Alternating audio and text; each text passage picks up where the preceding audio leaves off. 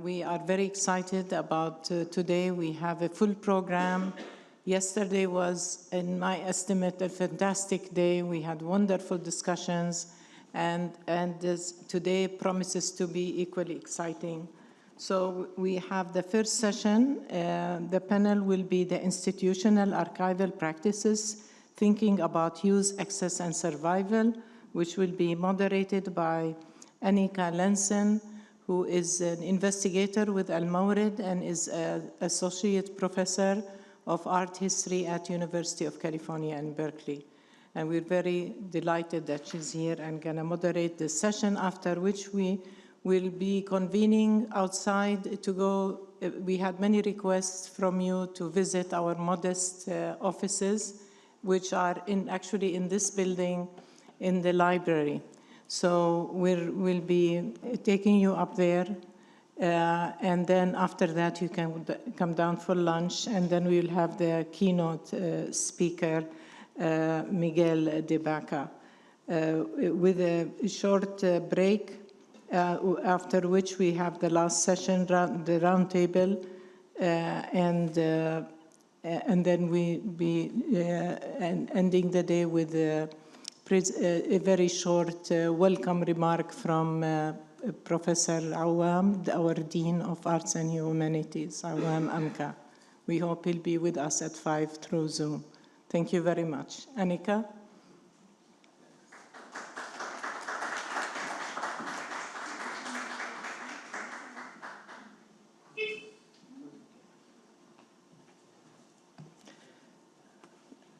So good morning, friends and colleagues. Thank you for joining us on this exciting second day.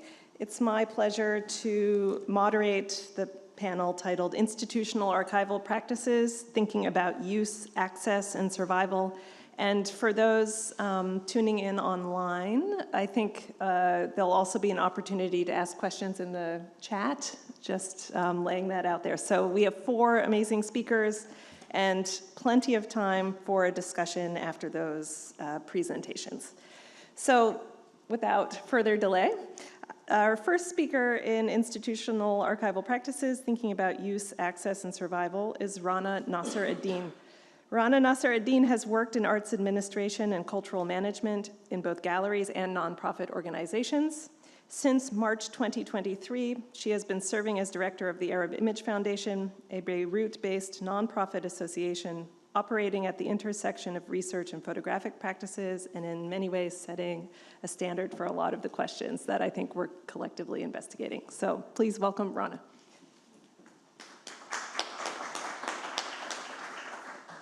Okay.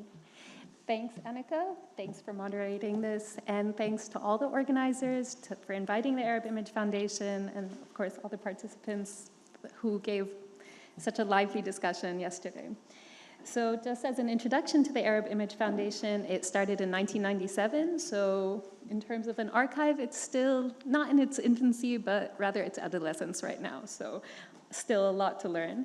So as Anneka mentioned, it's based in Beirut, and it was an initiative started by 3 artists with the intention to collect, preserve, and rethink the photographs and photographic practices from the Swana region and its diaspora. So the foundation explores the multiple intersections between archival practices and research, forging new pathways for photographs and the photographic collections by confronting and questioning the social and political and economic realities of our times. So I'm going to be discussing both our physical and digital spaces. I think yesterday we really tackled the complexities of the digital spaces where these archives live, but coming from Beirut, physical space is definitely a challenge, not only to maintain, but to take care of. And there are multiple threats that are we're constantly exposed to. So up until last year, we were based in Gemezi, which was in a smaller apartment, which basically housed our collections and our library, along with our digitization and preservation labs. As I said, one of the multiple threats that we have is basically the political situation, but that was definitely very evident in the 2020 port explosion, as the foundation was really a few hundred meters away from the port and was sustained a lot of damage. Luckily, our collections were undamaged, but that definitely sort of threw us in a situation where we had to find a new space, but a space that not only would house the collections and our teams and our labs, but also a space for further interactions and a space for us to expand the collections. So with that in mind, we went on this hunt for a new space that would accommodate all of these different sort of criteria. So we just in November, or actually October, we moved our offices to the Oresco building, which is in like the bustling area of Hamra. It's next to universities and schools, and actually the only public library in Beirut, as well as like different parks. So it's a lively part of town. So this is the first time that the foundation actually has this direct interaction with the public. So it's a street level. It has, I mean, this is something that we never had, previously occupying a apartment on the 4th floor of a residential building. So the space allowed us to expand our CSR, which was honestly in a small, transformed bathroom really in the apartment that has now changed into something much more expansive, almost 3 times the size of our previous CSR. So this is all to say that, sure, we were able to move to this new space, but it was really, it's really working against so many different factors that really challenge us, from the electricity, from the economic situation. So we really moved into the space really by what is it? Just grasping onto whatever we can, working with collaborators, and just reaching out to friends who were really lifelines in this move and helped it make it happen. So let's say just in terms of our CSR, just to maintain it, to keep things in a climate-controlled environment, I think we have 4 different backups for electricity, whether it's solar energy, backup generators, whatever state electricity is provided, and another backup generator, just to maintain this. So there are a lot of challenges that we constantly face, and we're trying to always keep up with these different standards to take care of the collection, but in the end, we really are in a quagmire of different challenges. So we're doing what we can to take care of them the best we can. Okay, so what you saw was, these are our new digitization labs and copy stands, along with the preservation labs, which are now open to each other. So there's a direct interaction with the different people taking care of the collection. And with that, there's also a direct interaction with the public. Like I mentioned, it has street view and street access, but the labs are also open as invisible to the public. So there is only a clear partition between them and whoever is visiting the foundation. So you have an immediate interaction with this. And the whole idea behind the space as well, and in order to have it survive and sustain itself, it was also built on what I mentioned, built on collaborations with different people. So it is a sizable space, so we have the space, we have like the area to share it more. So we are sharing our CSR with the collective, with the Committee of the Families of the Disappeared and Forcibly Kidnapped in Lebanon. They don't have a space or the capabilities to set up their own CSR. So we now have a place to share, not just as inviting hosts, but rather as a symbiotic relationship with these different collaborators and partners. We have a lot to learn from their practice. They have a paper archive, a document archive that really would complement whatever we're working on with our photo archive. We're also going to be sharing, of course, our different labs when it comes to the digitization and preservation. Sorry. Well, this is to show our street access. Our labs, this is our resident cat, sorry. So it's the only picture that I have of our skylight that really allows people to look into the different labs, but also the library that we're also sharing. This is the library, and you can see a door that leads to the screening room. We're sharing this with multiple organizations that face our similar fight, basically. They have had trouble with funding, trying to maintain a space, trying to keep up with the mounting costs of electricity, internet, et cetera. So we have sort of embarked on this new location with these partners in mind, and so, for example, in the library, where it's not just a collection of books and publications, but we're being joined by Dawaween, which is a cultural center that had to close, I think, in 2018 due to the mounting economic pressures. We're also sharing it with Public Works, which is an urban policy and activism collective, who also were recently evicted from a collective space that they were part of. It was also in the city called Mansion. Unfortunately, it had to be repossessed. So a lot of these different initiatives had to find new homes. And again, it's not just us as hosts, but really we pool our resources, we think about programming together, we raise funds together. So it's something that is based on mutual grounds and sort of trying to activate different exchanges of skill as well, and also just to activate these micro economies that exist within the cultural field and in our practices. So, one second. Okay.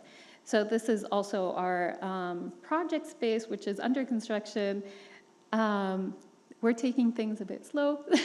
So the project space has like more of a flexible, we're not calling it an exhibition space because we're looking for more flexibility with it. It could be a place for exhibitions, but also readings, or a place for workshops. We're also, one of the other initiatives that we're working with is called Hirishna, which is a forest school. So it's also going to be a place for kids to learn on rainy days when they're not in the forest school. So, I mean, like I said, this is a transition period for AIF, so as we are moving spaces, but it's just one of the many lives that AIF has had. So at first, when it was first formed, it was formed right after the war. It was responding to an urgency that these artist collectives saw, that there is a lack of archives, or a lot of archives were in precarious situations.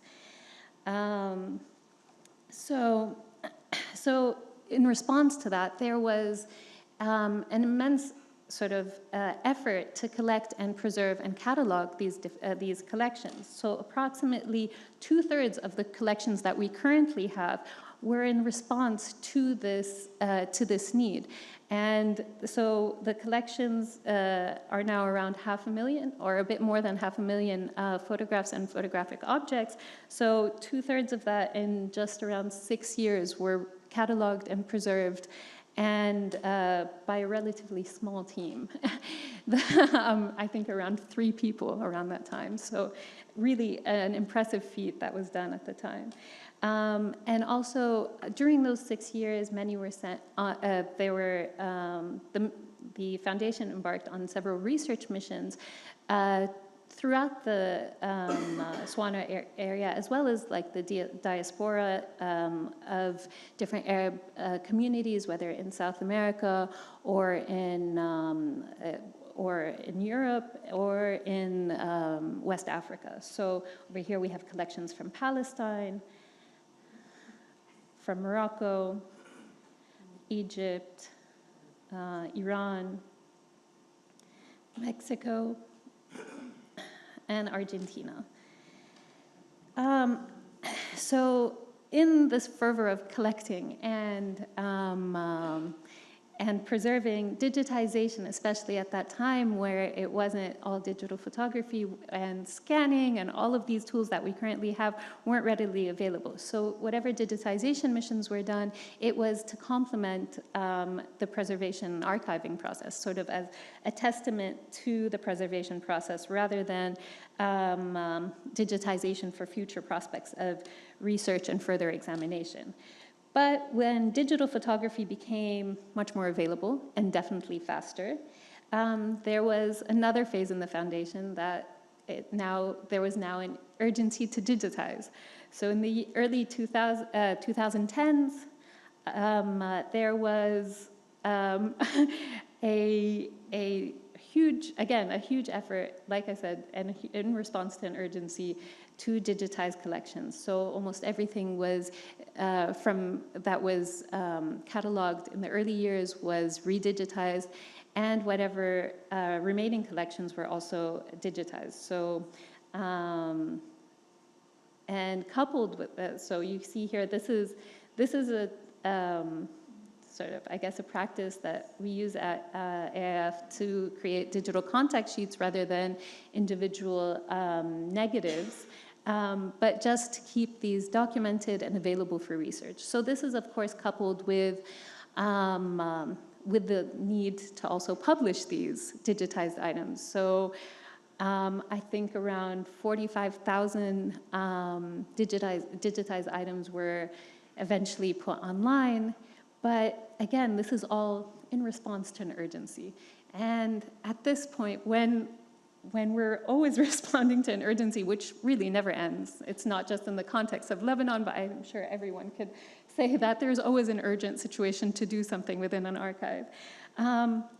Eventually, things fall through the cracks. Our team eventually suffers. It becomes much more of a mechanical thing. And in the sterile process of of preservation and digitization en masse, there becomes a disconnect between the people caring for the items and the items themselves. And it shifts the focus to output rather than the process. So now, as we embark on this new phase, we are looking to slow things down a bit, and we're slowing things down in terms of collecting, but also expanding and elongating these timelines for archiving and digitization, not just for the sanity of our teams, but also just to take time and to give space to care and learn, research, and eventually to share and exchange our work on the collections.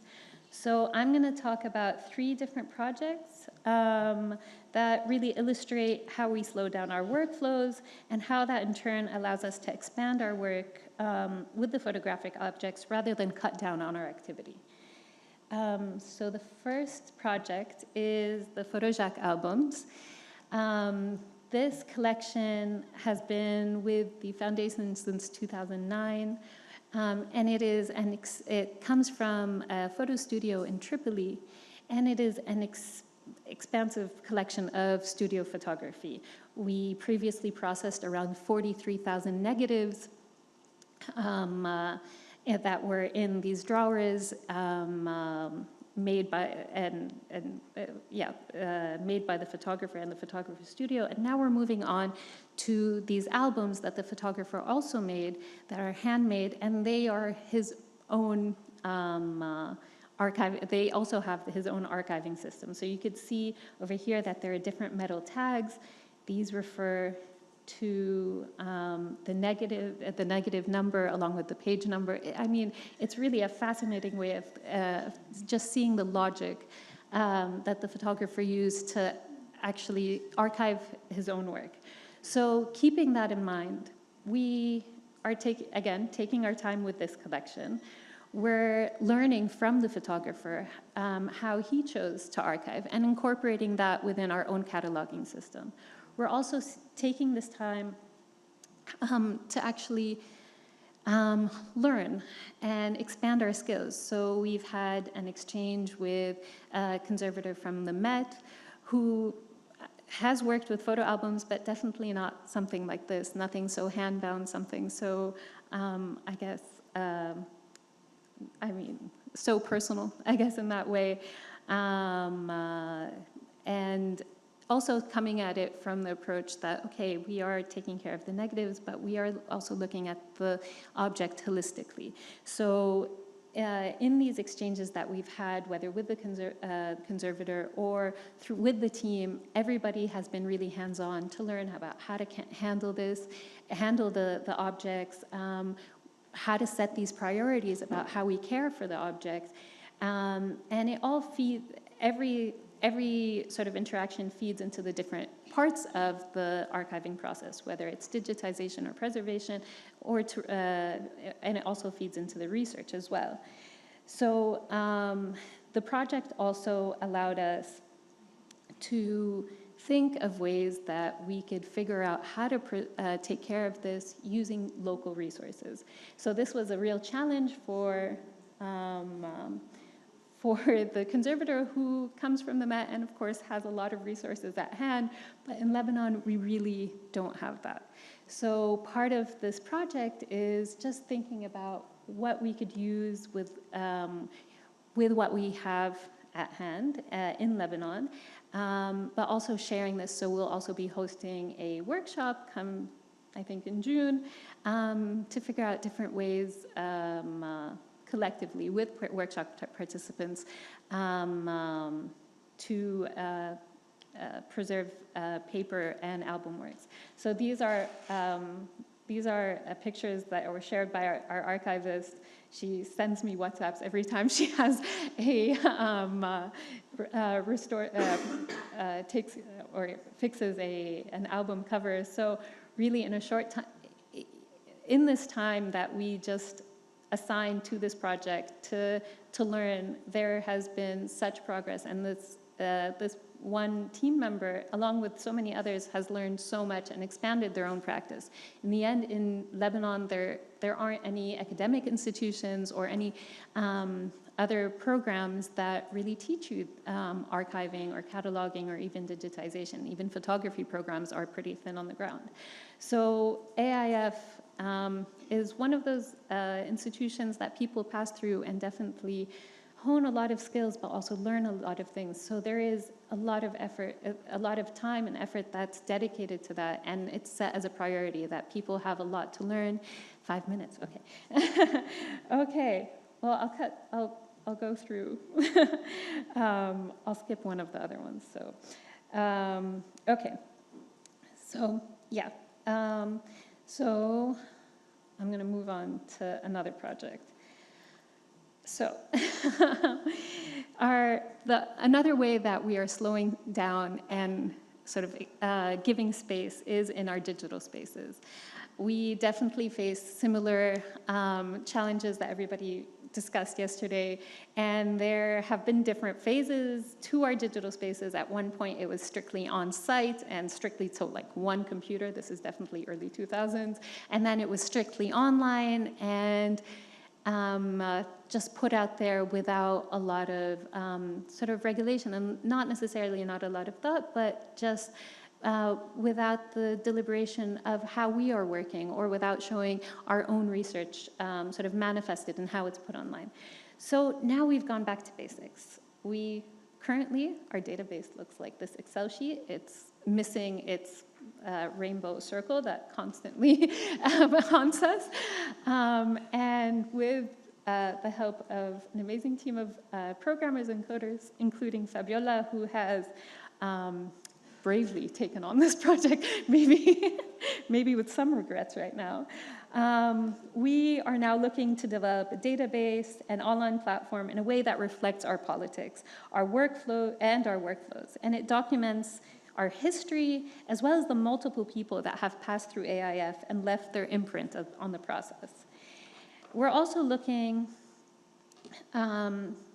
we're developing a platform that allows the space to expand on the narrative of the image, how it came to be, who it represents, how it came to AIF, and it allows, and in turn it allows us to draw our own paths and linkages to see crossovers across collections, and allowing us to create a bigger picture and to place the work in the wider context of the region. So what does that really mean when it comes to slowing things down and giving space? First of all, our team is very involved in this process. We are not tech savvy whatsoever. Fabiola could attest to that. But just with the team working closely with the developers and coders, it doesn't make this, the platforms or the tools that we use or the technological tools something so distant and something that we don't understand and something that we really have to accommodate for rather than it accommodating for us. So also we're giving the space to think about language and vocabularies that we use and to adapt them to our own context. We had a workshop with a wonderful DEI consultant on metadata. I think she's one of a kind. And it had us thinking about how we develop our own vocabularies for our geographies, our histories, our different languages as well. Because currently, I think there is one controlled vocabulary that's in Arabic that belongs to archives, if I'm not mistaken. We're also looking that it allows us, that this platform allows us to present the research on and around photographs, and bringing in the sights and sounds attached to the photograph and the subjects. We're looking to create modules that bring in multiple languages and dialects that give a voice to those represented. Also, just opening up the platform to crowdsource research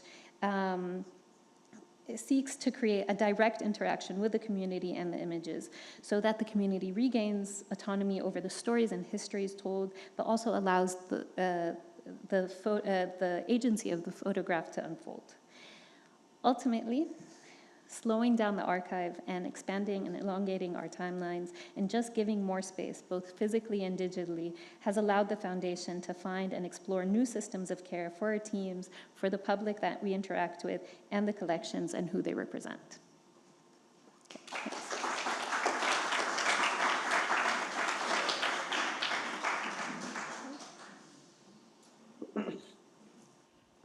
Thank you, Rana.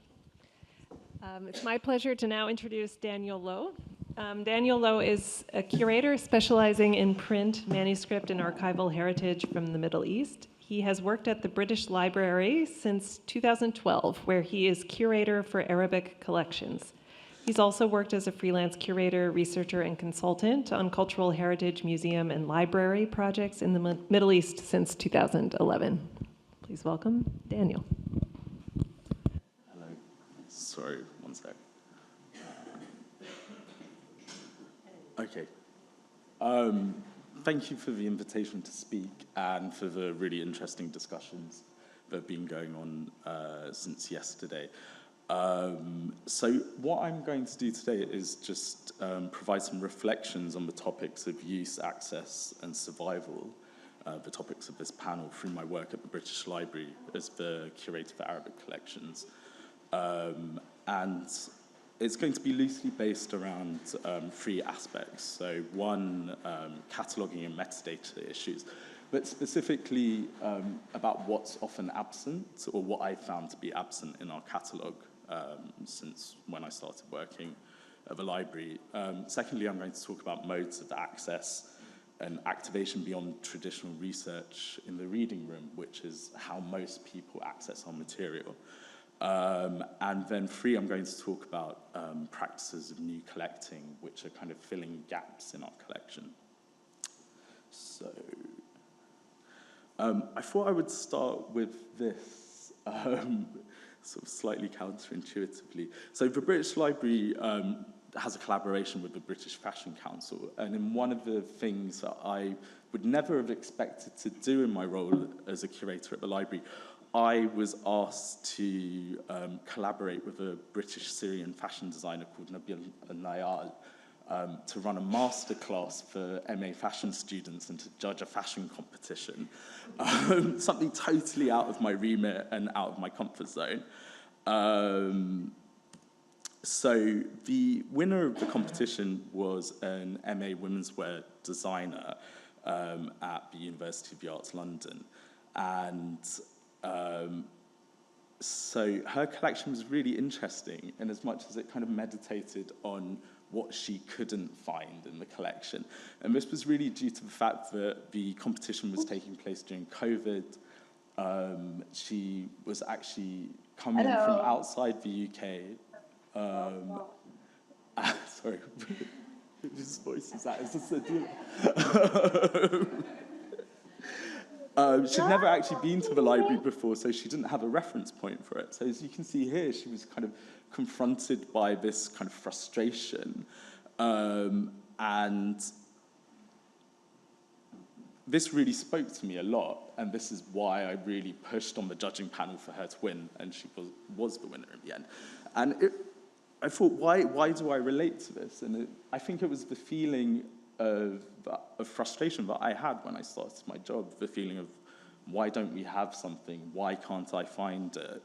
But also a sense of kind of playfulness around that as well, and to make something creative out of it.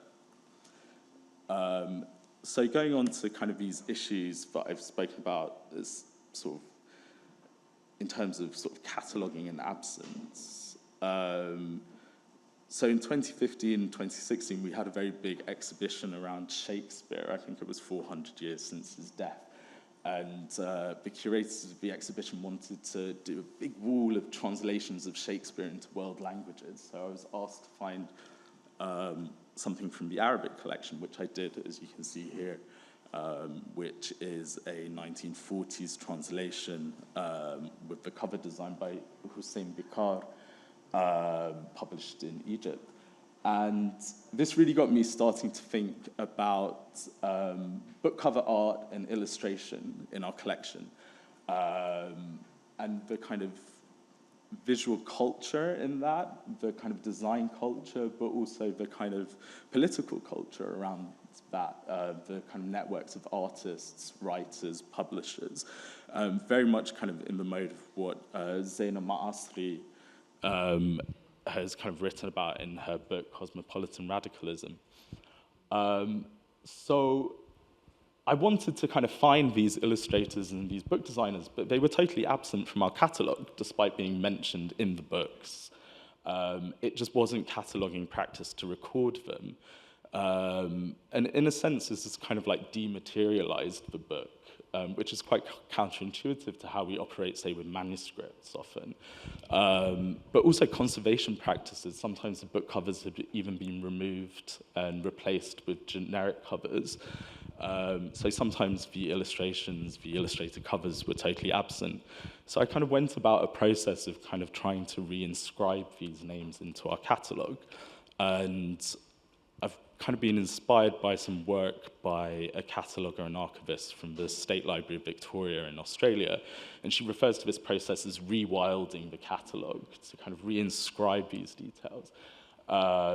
So that they're findable, but also, you know, people can start to make these connections through the catalogue. It's quite a hefty task, and due to the way in which we store our material, I can't go to the shelf, pull things off, it's in mass storage. So I've kind of started with some key publishers in Beirut in Egypt, so Dar al-Ma'arif, Dar al-Awda, for example. And these are just some examples here, which you can see, and you know, it represents really interesting artwork, you know, which wouldn't have been accessible otherwise. And we kind of have inquiries from readers as well. Where can I find books illustrated by such and such an artist? So, you know, this is a kind of ongoing project that I'm doing to kind of reinscribe these details into the catalogue. But it also resonates with grassroots initiatives, so like Moel Hosseini and the Arabic Design Archive, but as I said, academic work like Zaina's, but also sort of other work around graphic design, such as that Khat Books, who are often, you know, using these kinds of cover design practices in their research around graphic design in the region. Another example of this was this book, published in 1962 in Jerusalem, in Palestine. And again, the cataloguing privileged the British author who was resident in Palestine at the time. But Kamal Bulata's name was totally absent from the catalogue. So if you were looking for books illustrated by Kamal Bulata, you wouldn't have found them, this book in particular. You would have found books about him, but not things that he'd produced. So again, kind of reinscribing his name into the catalogue and providing a kind of rectification of that. And it's quite early work of his, which is very different to a lot of the work people are familiar, his kind of more abstract work. So it provides a really useful kind of sort of point for sort of research on his artwork. And then here is just a kind of note around provenance as well. So we think in terms of provenance in manuscript studies really, really heavily. But often when it comes to print, unless it's an incunabula from the kind of 15th century, we don't think about this. So this is an example of Rosal Yusuf, the kind of satirical periodical in Egypt. And I think the cover is by Sarukh Khan, but I'm not sure. And I'm not sure you can see here, but there's a stamp on it. And this is a kind of stamp of the Ministry of Information, which was ministry in the UK during the Second World War. So we can sort of see this kind of culture of surveillance, the kind of colonial nature of this collecting. And again, this kind of provenance information was totally absent from the catalogue. So again, a kind of process of reinscribing that into the catalogue, rewilding the catalogue has been really important to kind of give the kind of true life of this object. Why was it collected? And how did it come into our collection? But conversely, I mean, there are things that maybe sometimes should remain absent, or that the catalogue can't contain, which I think we spoke about this briefly yesterday. So this is a copy of Majid, the Arab comic published here in Abu Dhabi. And this was a donation to the library, and I was staying with a friend in Amman, and he said, "Oh, you really like comics, do you want some?" And he kind of went to a cupboard, sort of dumped this pile of Majid next to me, and I was like, "Oh, why are you giving these to me?" And he said, "Oh, I don't want them anymore." So I said, "Why?" And he was like, "Oh, they just give me really bad memories." And I said, "Why is that?" And so his parents were divorced, and he'd spend the summer with his dad. And his dad didn't really know what to do with the kids, so he'd just buy constantly these comics and give to him. Well, this is a part of the life of this object, the history of this object, but should that be inscribed into the catalogue? Could the catalogue even deal with that? So these are things that I often think about, but don't really know what to do with them. So I'm just putting that out there. Then we spoke about shame yesterday, and a big shame of, I think, curators and librarians are backlogs, huge, huge backlogs. And this is an amazing publication that was in the backlog when I started, which is a kind of annual periodical that was published by the Khartoum Technical Institute and School of Fine and Applied Arts. And, it has references to, Muhammad Omar Khalil, for example. It has illustrations by Ibrahim Salahi. And this was absent from the catalogue. This is hugely important for research. So, so much work needs to be done, so much labor in terms of cataloguing. And there were things that were ignored, and you kind of start to think, well, why was this catalogued and something like this wasn't catalogued? So yeah. So now on to kind of access and activation. So I'm just going to give some examples of some of the work that I've been doing. As I said, I've been collecting around comics. So in 2017, as part of the Shabak Festival, I curated a small exhibition of comics and cartoon art from the Arab world to kind of showcase that collecting that I'd been doing. And this was able to kind of show the kind of process, the kind of journey from political cartooning in the late 19th century, so with Abu Nazara, all the way up to kind of contemporary comics that are being published today. And this was put on in the Treasures Gallery, which we can question that term, in the British Library, which is our permanent display space. And it was really the first kind of exhibition like that had been put on in there. It was the first time we'd actually exhibited our contemporary Arabic collections, for example.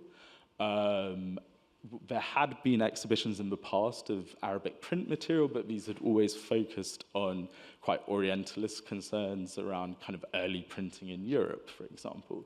But nothing really post the 19th century had ever been exhibited in this way before. There was some frustrations around doing this exhibition, you know, like comics weren't being read, they weren't being handled. Once you start putting them behind glass, it's what are you doing with that object? But, you know, I'd often pop down and have a look, and then you'd have art students sketching from there. So being able to provide this access outside of a reading room to reach more people was important. And then this led to actually lending material for an exhibition in Doha in 2020 from visionaries to vloggers at Northwestern University. And again, we often lend our iconic collections, so the Sultan Babel's Quran, for example, you know, goes different places in the world, but actually we'd never lent any of our modern collection for exhibitions. So you can start to see how this kind of new collecting starts to work for the institution in different ways. You know, it can be put to use, and it can become accessible outside the institution and in the region here. In relation to that exhibition, we did an event memorializing the life and work of Naji al-Ali. So in the exhibition, we exhibited some of his work, and this coincided with the anniversary of his assassination in London. And I think it's really important not to downplay how important that is in an institution such as the British Library. Naji al-Ali lived in exile in London. He worked in London for Al-Qabas newspaper, and that's where he was assassinated. So to be able to exhibit his work there, but also do an event such as this was really important. And it brought together various people. So the modern designer Hafiz Omar was able to come from Palestine. Steve Bell, who's a cartoonist for The Guardian, Kamran Nabulsi spoke from a more academic point of view. And Naji's friend, Yusuf Kandil, spoke about his friendship. So it brought together these different voices. And also Naji's family attended as well. Whether such an event could be done today, specifically in terms of the kind of culture war that we have going on in the UK, is debatable. But this was a kind of way in which we could kind of curate an event from the archive to provide access to different audiences. So we've been doing some work with artists. So this is an example of Aisha Al-Balawi, who's a Moroccan artist. And she worked with our oral history recordings, and which, you know, can only be listened to in the reading room. Some of them were in Darija, in Moroccan Arabic, so were quite inaccessible to people who don't speak Darija. So what she did, she sat with them, she listened to them, and she did this installation that was in the library and also in North Kensington, which is the area in which the Moroccan community in London resides. She also kind of, updated this archive with new information as well, which was really important. So we've done some work with Fehras Publishing Practices. So they did a residency with us, which due to COVID was digital, which was very difficult because the collections that they wanted to look at, most of which hadn't been digitized. So this is another example of artists engaging with our archive, but also to produce a new archive, so this kind of generative process. I'm going to speed up. So I'm going to talk now about some of our new collecting, and I'm saying thank you to the Art Fund because they gave me a grant. And I think due to austerity in the UK, a lot of this work can't be done without philanthropic grants. So I'm just going to go through some examples just as if you were at my desk in the library. So here are some examples of some artist books we've been collecting. So this one from 1969 by Sawar Rawat Shukair, Abdullah Ben Antar, which is really important. He produced over 1,000 artist books. You know, why didn't we have one in our collection, for example? And then this one by Islam Ali, who's an Egyptian artist, and this kind of raises like really interesting questions around conservation, since it's essentially disintegrating. And so it's a really interesting process of speaking with him about how does he want that conserved? Does he want it to disintegrate? Does he want our conservators to do any intervention? So here are some examples of some photo books that we've been collecting. And these kind of also show the hybridity of these different forms. Often as librarians, we think of these as strict forms, but often there's hybridity. You know, some are more like artist books. So this one by Fana Farouk, you know, it has these sort of notes pasted in, for example. But often these kind of demonstrate an archival practice as well. So Muhammad Abdouni's Treat Me Like Your Mother, you know, this is his kind of portrait photography of sort of trans women in Beirut, but he's also engaged with the Arab Image Foundation's archives and to kind of create this work. Here are some examples of the comics we've been collecting. And again, these hybrid forms. So this one by Mazen Karbaj, again, it kind of has the kind of feeling of an artist book. It's in this kind of accordion form, almost done. And then children's books, these have been totally absent from our collection. There was actually a policy not to collect children's books, for example, and these are often absent from research libraries, but these, you know, are key to kind of understanding sort of artists and designers' work in the region. Often people were working in the format of children's books. And then some zines, so, you know, which speak to very modern concerns as well. And then some kind of ephemera, printed ephemera, so the kind of Art for Palestine exhibition. So we've acquired this poster, then a catalogue by Mona Saudi from an exhibition in Kuwait in the 1980s. And then these kind of paper aeroplanes by Dia Batal, Mona's daughter, who passed away sadly last year. So these were created as a part of a political protest outside the Syrian embassy in London, where the names of martyrs had been inscribed onto them, and then they were flown at the Syrian embassy. So these kind of ephemeral public, sort of, whether you can call them publications, you know, I don't know, but these kind of ephemeral objects have kind of found a place in the library. And again, you know, Mona's involvement in the Art for Palestine exhibition, her own work, and then her daughter's work, you can start to kind of trace these lineages through the collection. I've finished. Like, that was a technical mishap, but there you go.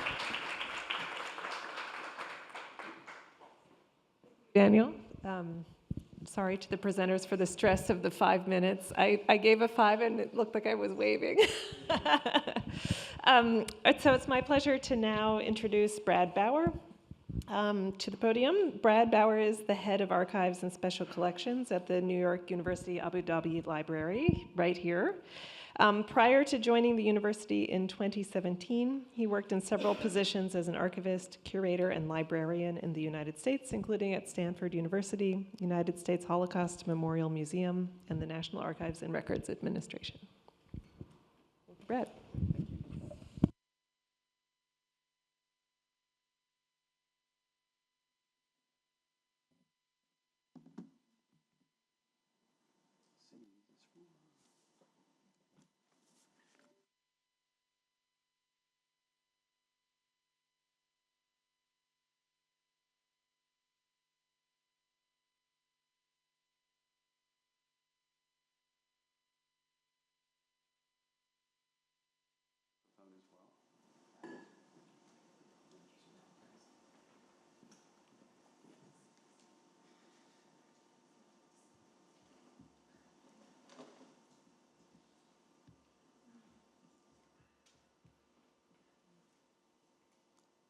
Okay, can you hear me?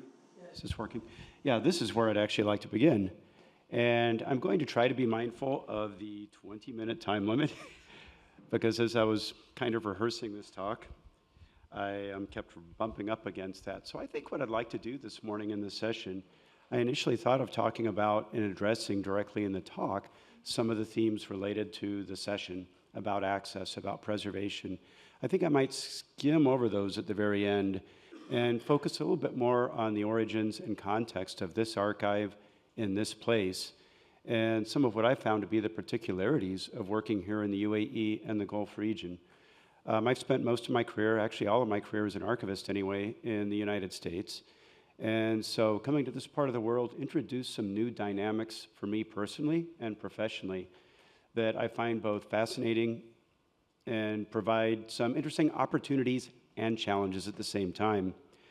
So the other more kind of logistical aspects and issues that we face in common in this type of work, I'd be happy to talk about, but I might just kind of defer that to the Q&A session instead. So just a little bit of background about archives and special collections. Yes, it is directly above us, 3 floors up. In the library building here, we share facilities with the Mawrid Center, which is a few doors down from us, and share some common interests as well. Our prehistory goes back to the year 2010, when the first class of students were invited to come to New York University Abu Dhabi at a temporary location in downtown Abu Dhabi. And it wasn't until the campus moved here to Saadiyat Island in 2014 and an expanded library facility was designed that some thought was given to including an archive and special collection. And library leadership, both back in New York, on the square, as we like to say around here, as well as here in Abu Dhabi, began to think seriously about what could an archive and special collection contribute, both for students and faculty here on the campus, but also equally as importantly, to the wider community, to the cultural patrimony and heritage of this country and of this region, and to scholarship more further afield as well. And so collecting scope became a very important concept in trying to establish a brand new collection. 5 main collecting areas were identified, some of them tightly linked to current teaching and research emphases of specific faculty here on campus, but also a more general emphasis on what was broadly termed Arab heritage at the time. And I've always been a bit uncomfortable with that term because it's so broad, so vague. It can mean everything, it can mean nothing. I kind of think of it as the Rio Grande River of collecting scopes. It could be a mile wide and an inch deep unless you're more specific. But thankfully, our director and my predecessors were specific in what they went out to obtain, which were largely rare books, maps, and other material that were largely acquired through the antiquarian book trade that tried to focus in some degree about the cultural, intellectual, commercial interchange between this part of the world and the West, and other parts of the world, I should add as well. And that was great as far as it went. But after a few years in getting those collections anchored and situated within this facility, the question arose of, okay, what of archives? What archivally would be a niche to fill that other institutions weren't filling, or that would complement the work of other institutions locally and in the wider region, rather than simply try to compete with them, which is futile, makes no sense to do that.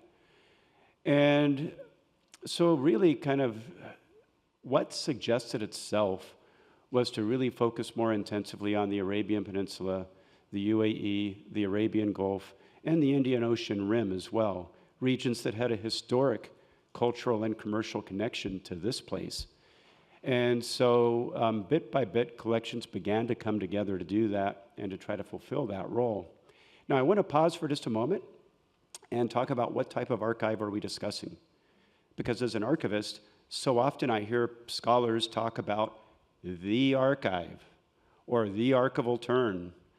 And I won't go so far as to say it's a pet peeve, but sometimes I want to interrogate that notion, because it's kind of like that old fable about the elephant and the 4 blind men touching different parts of it. And I'll just say that in my professional career, I've mostly worked with what would be called collecting repositories rather than institutional archives. And in the North American setting, or in the UK, or in Europe, those traditionally tend to be anchored at academic institutions. And so by collecting repository, what I mean is an institution that goes out and looks for private archives, archives of community organizations, corporate archives that don't have a home elsewhere. In other words, archives that would fit a collecting scope driven by research interest and needs. And as opposed to an institutional archive that tries to record the history of its own institution by bringing in records from its parent institution. Now, we do have that here as well. We are building an archive for NYU Abu Dhabi, and I'm not going to talk about that today as part of this talk, but that is also another facet of what we do. I'll focus today on the collecting repository, and I could just say that personally my inspiration is looking around at colleagues in the wider MENA region at places like the American University of Cairo, or the American University of Beirut, or colleagues sitting at this table whose talks I enjoyed this morning, how many times I've heard the Arab Image Foundation referenced, or it goes without saying the vital role that the British Library has played large scale in helping document the archival history of this region through the Qatar Digital Library, for example, and the cooperative project they've had with them. So just a quick word about what a collecting repository is in case that term isn't familiar to you, and that will be the focus of what I'd like to talk about today. Now, the archival landscape in the UAE has to be taken into consideration. We're not doing this collecting and building of collections in a vacuum. And what is the archival landscape? It took me a while to kind of get a handle on that or get some feel for what that was when I arrived here from the United States in the year 2017. And what I learned pretty quickly, and I'm interested in other perspectives here because I see historians of the Gulf in the audience, as well as other people who have much more in-depth experience over a longer duration than I do with the region. I'm interested to hear your remarks after the talk. But what I noticed right off the bat was the predominance of written records, pre-oil, pre-mid-20th century, being predominantly of British origin. And the British Empire was wonderful in terms of being a record keeper, whatever else you'll say about them. And those traces, those records, still to this day tend to be the primary historical sources used by people wanting to look at what happened prior to the age of oil in this part of the Gulf. And yet that's problematic for reasons that I don't need to explain to most people in this audience. And why is that? Why was that? It became apparent to me before long that oral traditions play a major role in the cultural and social history of the Emirates and the Arabian Peninsula. And so much of the historical heritage has been transmitted orally, and there are a number of reasons for that. The historian Frauke Hurd-Bey, who herself has had a tremendous influence on historiography of this region of Abu Dhabi, noted in one of her works that, if I could find the quote, that kind of in a tribal setting, records really, written records anyway, had a secondary or tertiary role, if even that. Because, quote, independent entities, tribal society was characterized by, quote, independent entities whose population was small enough that the tribal ruler could keep administration to a minimum and therefore keep the need for written records to a minimum. Now, in a culture where oral traditions predominated, especially in in Nabati poetry, poetry in the local vernacular, not in classical Arabic, that was the prime vehicle for transmitting stories about historical figures in important events in the past, that was one factor for the predominance of an oral as opposed to a written culture, along with the need to remember that written literacy wasn't that widespread here in what's now the UAE.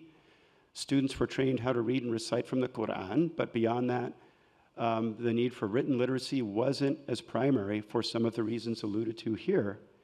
And on top of that as well, this was a part of the Arabian Peninsula that was never colonized by the Ottoman Empire, nor did it have the effect of having the record-keeping and administrative apparatus that came with that empire having been imposed upon the societies of what later were known as the Trucial States. So all of those are factors that really kind of led to an absence of large-scale written records that were indigenous, that were produced by people from the region rather than from the British. And Sheikh Zayed, the founding ruler of the United Arab Emirates, at the time when he was the leader of the Emirate of Abu Dhabi, recognized this. In 1968, when he had received word that British military forces would be leaving the region within 3 years' time, he wanted to get his hands on copies of the treaties that his forebears had signed with the British in the mid to late 19th century, primarily in his case, and they could not locate a copy here in Abu Dhabi anywhere. That greatly disturbed him. He tasked one of his associates to go to London, to what was then still known as the Public Records Office, to look for those treaties and obtain copies of them. And that was necessary information in this critical historical period. And it really kind of kick-started an organization called the Center for Documentation and Research that used to be housed at the oldest building in Abu Dhabi, Qasr al-Hosn. And what that organization was tasked with was going to foreign archives in the UK, in West Germany back then, in the United States, in Portugal. In other words, any country that might have had some connection with this region and that might have a documentary record of that, and to negotiate with those archives to get copies to bring back here.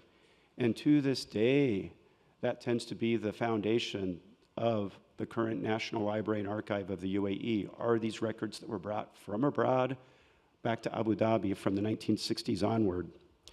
Since the early 2000s, this country has made tremendous strides archivally as far as the level of professionalism in their facilities and their practices. In the year 2008, Federal Law Number 7 codified and established the National Archive, at that time called the National Center for Documentation and Research. And in 2014, it was given the title, through yet another legal decree, of the National Archive of the UAE, and given the task of taking the predominant role in collecting documentary evidence about the history and past of this country. So within that context, where do we fit in? Our university, our small repository upstairs. I've already mentioned the importance of defining the scope of a collection, so I won't really return to that right now. And yet, I'll say that while the collection scope that was outlined back in 2014 has been helpful to help us kind of keep focus and not range too far afield, nevertheless, I have to acknowledge the ideal versus the reality on the ground. When I came here in 2017, I began to ask what sorts of archives could fill the shelves upstairs. And that was a difficult question to answer in this context. I'm coming in as an outsider from a different country and from a different culture. Yes, that's obvious. Look at me standing here. But seeing that there was a paucity of written documentation that originated from the area, what would the focus be? Ideally, I would like to, and I would still like to see very much, this institution provide a rich set of documentation that would incorporate various strata and various sectors of society, by ethnicity, by race, by gender, by function in society. For those of you who don't have a lot of acquaintance or familiarity with the UAE, expatriate populations make up 80% of the population of this country, but I would wager to guess they're not very well represented in the archival record. And some of the cultural mores kind of shape that reality versus the ideal. Namely, that in the local population, in the Emirati population, I learned soon, cultural mores really value privacy, confidentiality, trust, and keeping certain things within the family, the extended family, within the tribe. And there's a bit of a reticence to share documents more widely. There have been some examples that go beyond that. Michelle Bambling's project that she initiated at Zayed University, lest we forget, a photographic archive. But for the most part, I still think there's a bit of a reluctance to entrust materials that people hold close within a family setting to an institution such as a university like this. And on the other hand, the expatriate populations, which have played a very substantial role in the development and construction of this country, are transient and deeply rooted almost simultaneously, making it a challenge to approach how best to document that. I've thought about and experimented with, have floated trial balloons with some organizations here in the city before, with the notion of community archives. And again, that's something that could be discussed in a different panel, and it's a topic well unto itself. I think there's a lot of promise for that in a setting like Abu Dhabi, and yet there are a lot of issues and questions to consider in working with organizations or even identifying organizations that might be ripe for those sorts of initiatives that they could control, they could drive, and they could nurture to really build up a sense of documentation and history of their communities in this place. Now, I'd like to move on just to a few quick case studies, and then I think my time will be up, Anneka. I've got 5 minutes, yikes. Okay, well, I'll just give you a few sample collections just so you can get an idea of the flavor of some of the material that has come in the door.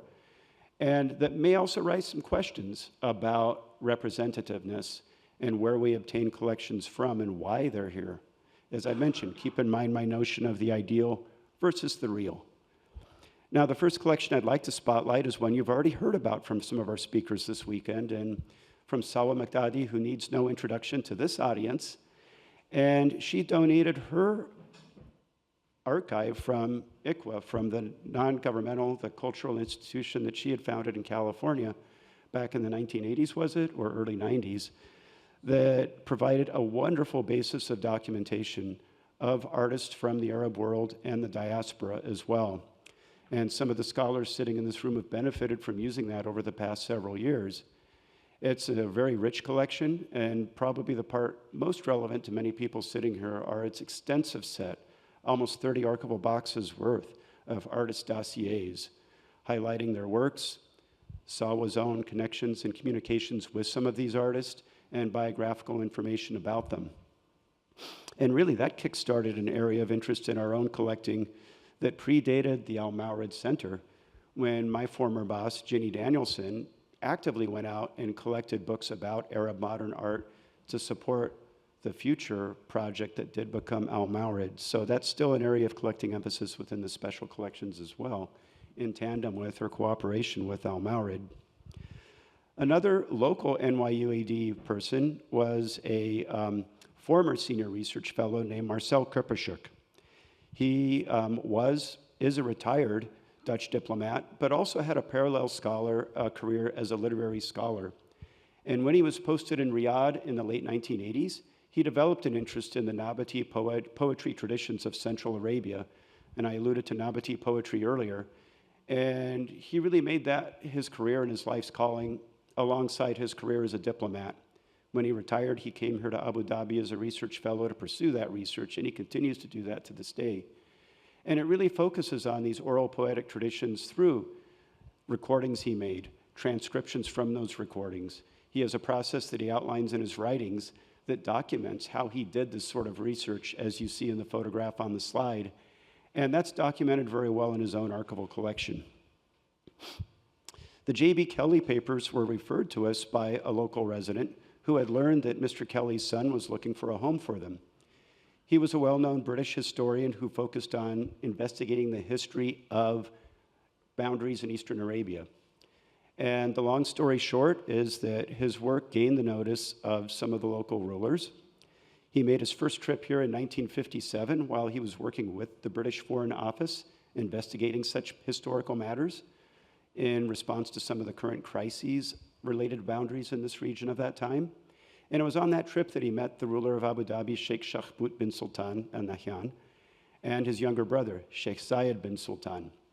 And as a result, a dozen years later, when Sheikh Zayed was in power and was faced with the challenging task of negotiating this emirate's boundaries with the Kingdom of Saudi Arabia, he called upon Dr. Kelly to come back from his academic postings in the United States at that time and help him.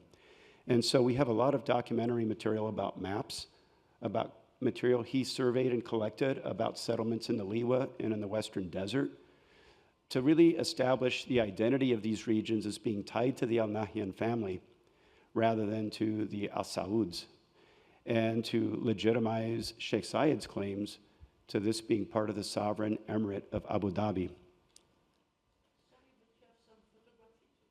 We do. We have a small collection of photographs from J.B. Kelly. Yes, and I'd be happy to talk to you about that later. Mostly Kodachrome slides he made in 1957 and 64 on 2 trips, but also some interesting photographic prints.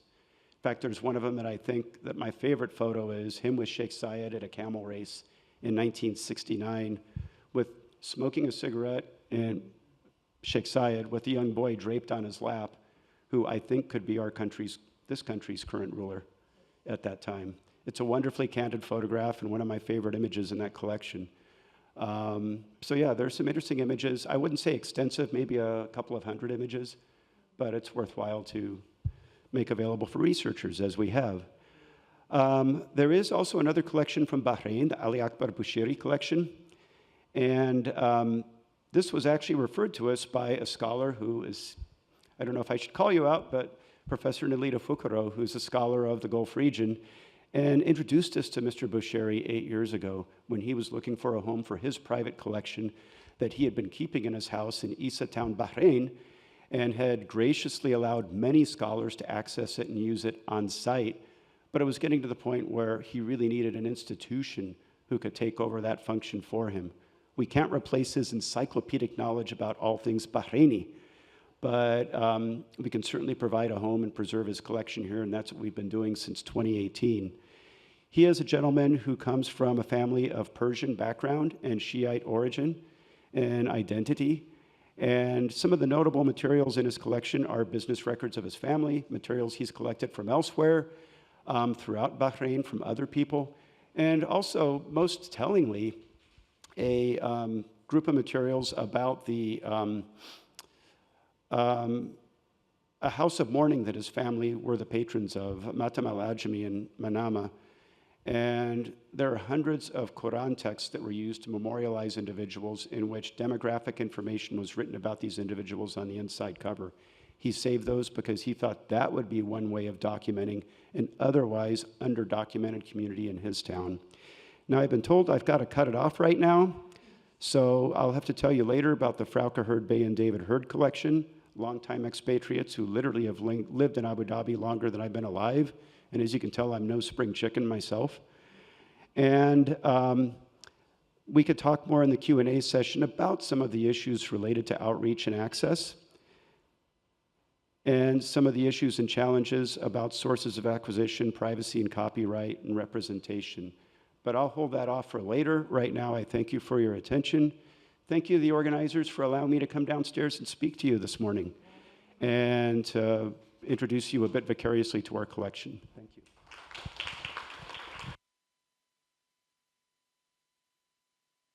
Thank you, Brad. Anybody that wants to consult these collections, simply make an appointment, right? 10 to 2 walk-in hours even at the archives. It's my pleasure now to introduce the fourth speaker on our panel who's unable to join us in person and will be joining by Zoom. It is Noor Sobers Khan, a researcher and curator of Islamic manuscripts, art, and archival collections. Can we get her on the screen, please?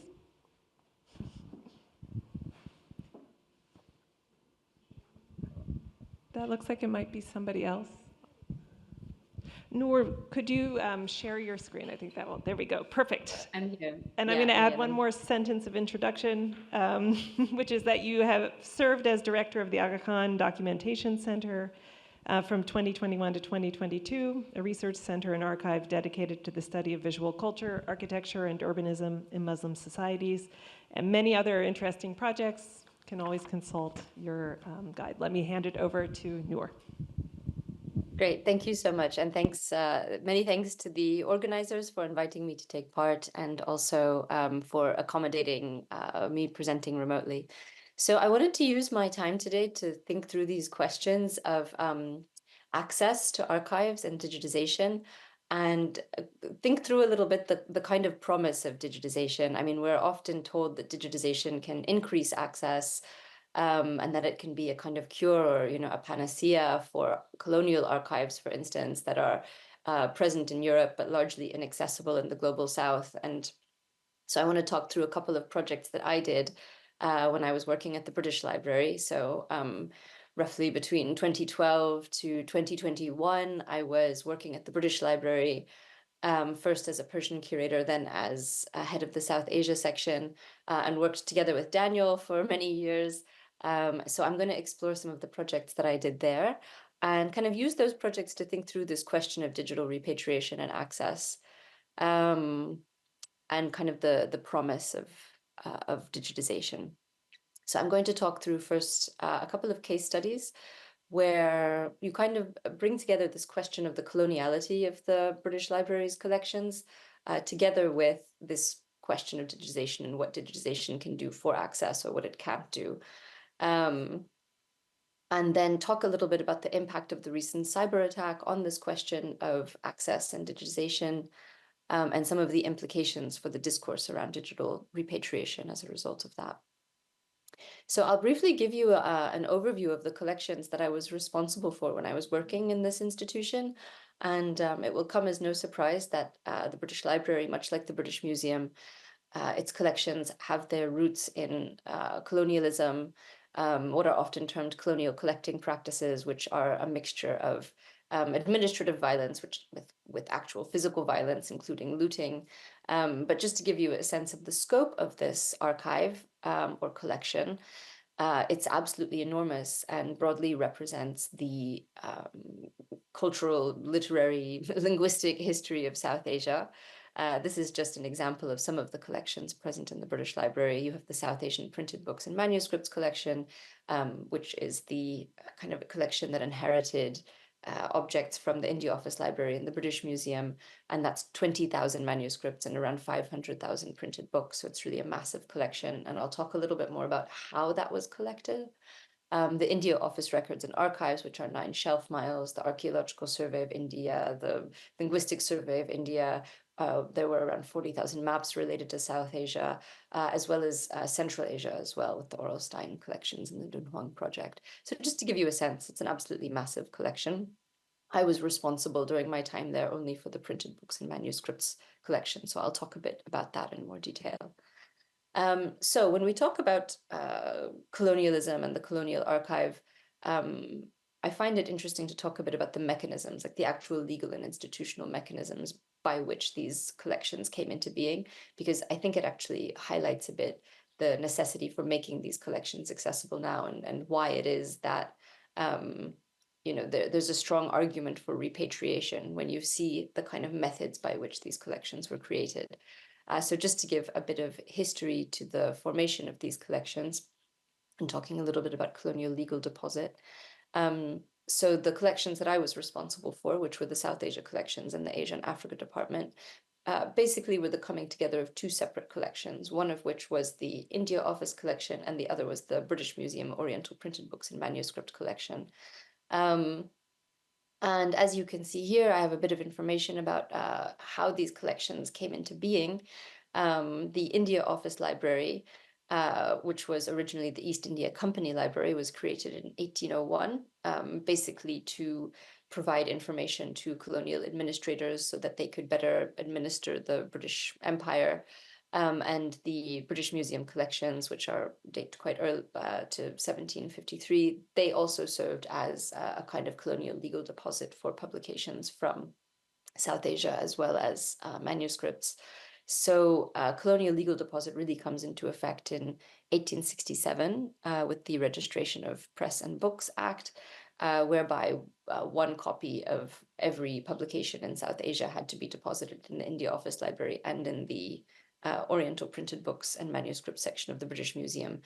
In 1972, with the British Library Act, these collections come together, and those were the ones that I was working with. So I know that's a lot of institutional and kind of legal information about how these collections came together, but I highlight this just to emphasize, first of all, how comprehensive these collections are in terms of the early printed material. It's actually quite difficult to locate or identify a lot of this material in South Asia, because the material itself was quite ephemeral. Everything was documented, from treatises on really everything that was produced. So you have gray literature, so kind of treatises on hygiene, on schooling, on railroads, on really everything, on printing presses, on how to set up a printing press. I mean, it's just like, I'm really just naming specific treatises that I remember from my time working there, but it's a broad documentation of kind of social and cultural history in South Asia in the second half of the 19th century. And because many of these printed materials were not considered kind of worthy of collecting from an aesthetic standpoint or an artistic standpoint, or they're not first editions of great literary works, they're just kind of whatever was on the market at the time. Many of them were not collected in significant repositories in South Asia. So the only way you can find them is in the British Library.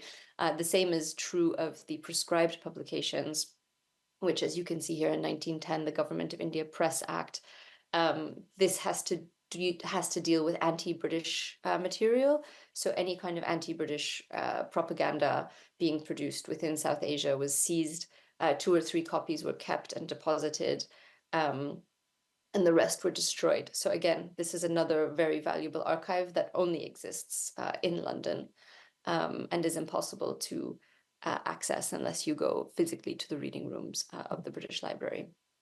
So again, just as an example of some of the colonial collecting practices that went into the collections that are today in the British Library, just as a very emblematic example, the actual first acquisition into the East India Company Library was the looted manuscript library of Tipu Sultan. So it just gives you a sense, the collection is kind of off to a very, very colonial start.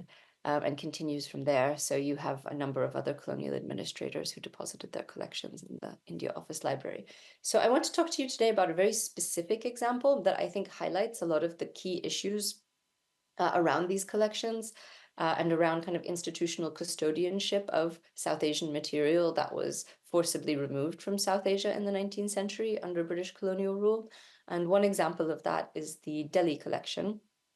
And there's a bit of information here. I don't want to repeat all of it, but it's around 2,000, 2,500 manuscripts in Arabic, Persian, and Urdu.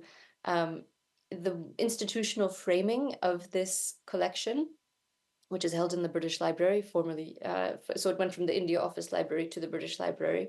The framing of this collection is that it's the Mughal library, so the library of the Mughal court. And this is what's kind of officially stated in the reference materials produced by the British Library that accompany this collection. However, there's no online catalog whereby you can search this material. It's not digitized. The only way you can search through it is there used to be a kind of around several thousand pages of handwritten notes by various scholars who had studied the collection at the beginning of the 20th century. And their notes were the only way you could really access this, as well as a couple of other reference, hand lists that were, again, only accessible on site in the library. So it was a very inaccessible collection, very hard to understand what is actually in this collection. How does one go about making sense of it, studying it? So in my time working there, I had the opportunity to work with this collection and also with the large collection of handwritten notes that go with it. And none of this was available online. You had to be kind of physically, not just in the library, but in like the staff area of the library in order to be able to find these materials. And many other scholars are studying this material, but what I found is that if you actually have access to the material itself, it becomes very clear that the material is not the library of the Mughal court. It's actually a collection of much smaller scholarly libraries that seem to have existed in and around Delhi, perhaps connected with the Madrasa Rahimiyya of Shah Waliullah, and seems to belong to Muslim scholars who were engaged in anti-British activism, whose libraries were looted as a result of their opposition to British rule, and their collections were taken and the madrasa destroyed in 1857 when the British put down the large-scale revolt. So that changes the narrative of this collection entirely.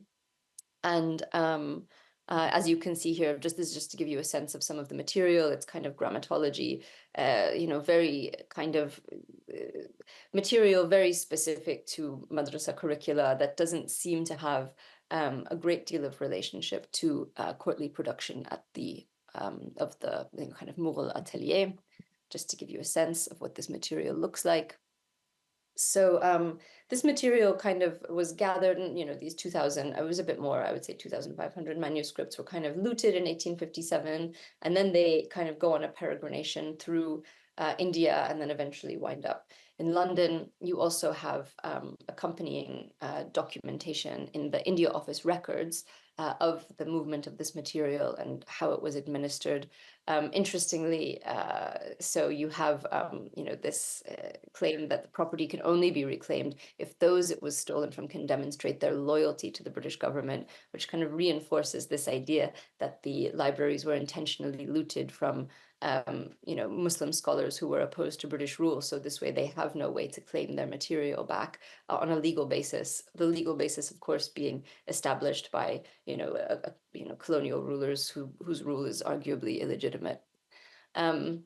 So going back, now that you have some background to the rather complex history of that collection, I think it brings out a couple of themes.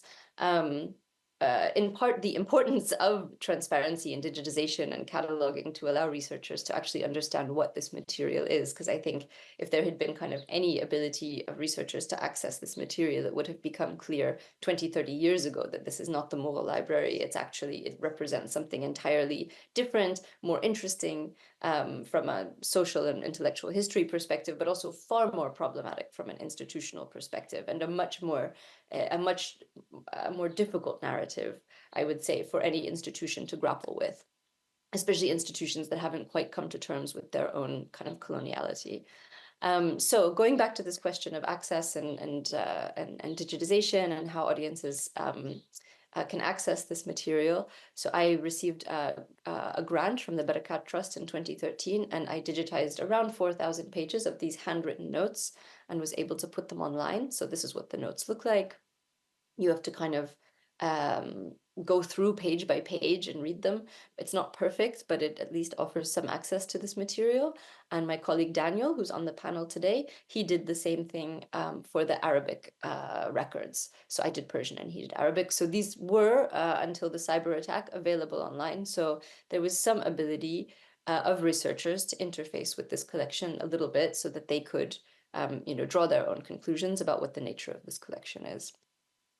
So that's one project that I think emphasizes quite nicely the very, very, very colonial nature of these collections and the institutional narratives around them, and the way that access and digitization can either obscure or shed light on what these collections are. Another project I want to briefly talk about is the 2 Centuries of Indian Print project, which took place from 2016 to 2021. Also at the British Library. So I was the principal investigator of a large grant from the Arts and Humanities Research Council and the Newton Babha Fund. And this grant dealt with early printed South Asian material. So that was kind of manuscript material. And this is the print material I was referring to earlier that was collected primarily through colonial legal deposit after the Press and Registration of Books Act in 1867. And again, these are the materials that are not really widely accessible in South Asia. And of course, as it's very difficult to get a UK visa, London is extremely expensive.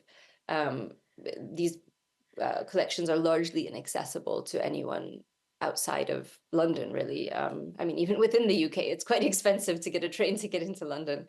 So part of the logic of this project and the logic behind the grant was to increase accessibility to scholars in the Global South through a kind of, what I don't agree with the term, but was called digital repatriation at the time, whereby you would kind of digitize these collections, deposit a copy in the National Archives in India and the National Library there, and the original copies would remain in the British Library, but there would be a kind of digital restitution, as it were.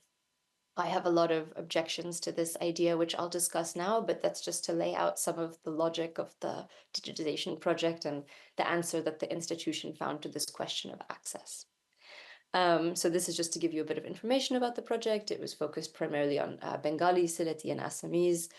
We managed to digitize around 4,000 early printed books in those languages and put them online with catalog records. We also, as it was a research grant, we also sponsored a number of workshops, and we had a seminar series that went for 5 years that was also a podcast, and a number of digital humanities innovations, including developing optical character recognition for Bengali script. It wasn't just me, there was a big team of people working on this. I actually don't know Bengali, so I had a big team of specialists and curators and digital humanities experts working on this project to make it very, very dynamic indeed. So digitization and cataloging was one element of it, and we were able to put material online to make it available, metadata analysis. We also created an online resource with articles, images, connected to the catalog and to the digital images of these early printed materials. We had public events, outreach, events with the South Asian diaspora in London. We did a lot of workshops for research mobility in between India and the UK. So it was a very, very, very active project, and the total grant was around £1.7 million from the AHRC. So that brings us to the present. So all of everything that I've discussed with you today now kind of no longer exists as a result of the cyber attack that unfortunately occurred at the British Library on the 28th of October. And now, why do I bring this up? We touched a little bit on the question of the ephemeral nature of the materials themselves, of these early printed materials that aren't easily located or identified within South Asia because they don't exist anymore. The digital is not actually a material, right? Digital records are actually material as well. They're stored in a cloud somewhere physically. They exist and can also be destroyed. So in this case, it's quite unfortunate, as I'm sure many of you are aware. The British Library was targeted for a cyber attack, which took down its digital services, including, I'm outside of the organization looking in, so I don't have much insight into what, kind of the internal systems are doing. But from the outside of the organization, it's now quite difficult to access, for instance, digitized images. So for instance, all of the material that was the South Asian early printed material that was digitized as part of the 2 Centuries of Indian Print project, you can't find it online anymore, nor can you find the digitized PDFs, for instance, of the Delhi collection material, which was the only way really to research and access that material, which has this highly problematic provenance and genealogy. It's quite unfortunate. The institution is still recovering from the attack. As much as one might have a critique of a colonial institution, certainly, this is not something that you would desire to happen to a research repository, or a library of this level of importance. But I think it's a useful, if tragic, way to think through the limits of digital repatriation and digitization as access. Because I don't think that the digital repatriation is a panacea for the kind of 100 years of colonial violence that came before it, that led to the creation of these collections. In the case of the Delhi collection, I actually make an argument that the removal of that volume of material from a Muslim intellectual community in mid-19th century Delhi fundamentally amounts to an epistemicide, because you erase the intellectual culture of an entire community who were opposed to British rule, and it's done very intentionally. So, I think that, these collections need kind of international attention in order to bring to light their provenance and genealogies. So, and I don't think that digital repatriation is enough to fix those historical realities.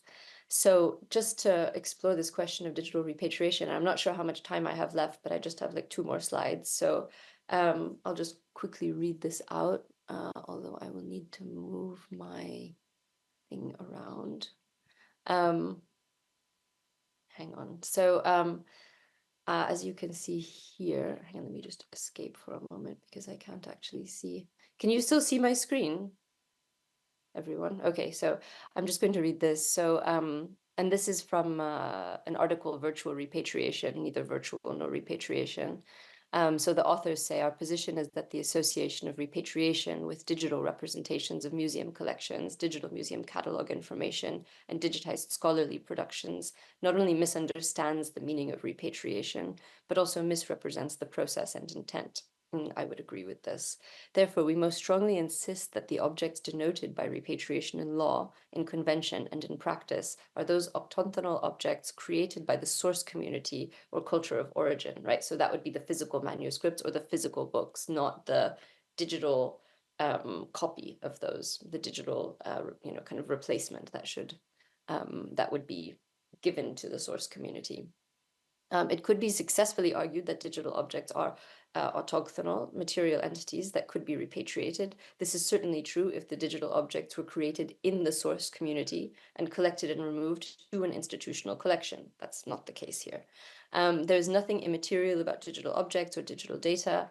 The problem being is that digital object and digital data that are being returned in the name of virtual repatriation did not originate in the source community. So this would be the critique of a project such as 2 Centuries of Indian Print, where you're repatriating something that it wasn't actually created by that source community in law, right?